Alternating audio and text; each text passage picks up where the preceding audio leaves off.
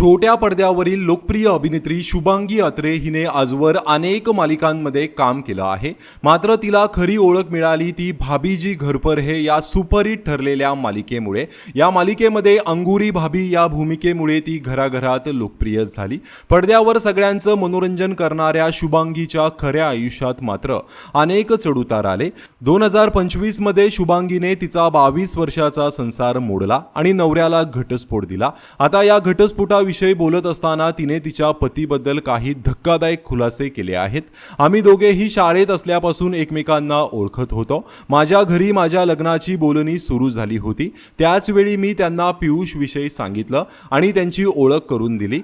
माझ्या घरातलेही लगेच तयार झाले आणि आमचं लग्नही छान पद्धतीत झालं। पण त्याच्यासोबत राहून देखील मला त्याच्या दारूच्या व्यसनाविषयी माहिती नव्हतं। लग्नानंतर मला त्याच्या या व्यसनाविषयी कळालं। पियुष प्रचंड दारूच्या आहारी गेला होता, पण जबाबदारी आल्यावर किंवा वेळेनुसार हळूहळू त्याचं व्यसन कमी होईल असं मला वाटलं होतं, पण तसं काहीच झालं नाही। माझं लग्न टिकावं यासाठी मी कसोशीने प्रयत्न केला, पण ज्यावेळी मी कोविडच्या काळात त्याची सत्य परिस्थिती पाहिली त्यावेळी मला प्रचंड मोठा धक्काच बसला। पियुषने 2018 पासून स्टेरॉइड्स घ्यायला सुरुवात केली होती, मात्र याच्या सोबतही तो दारू प्यायचा, ज्यामुळे त्याची प्रकृती दिवसांदिवस खालावत चालली होती। त्याला त्यावेळी रुग्णालयात ॲडमिटही करावं लागलं होतं। डॉक्टरांनी दारू पिऊ नको अशी सक्त ताकीद देखील त्याला दिली होती, मात्र तरी देखील त्याचं पिण्याचं प्रमाण कमी झालं नव्हतं। मी जवळपास 2 वर्ष त्याला समजवण्याचा प्रयत्न केला, पण काहीच फायदा झाला नाही। शेवटी नोव्हेंबर 2022 मध्ये मी त्याच्यापासून स्वतंत्र होण्याचा निर्णय घेतला।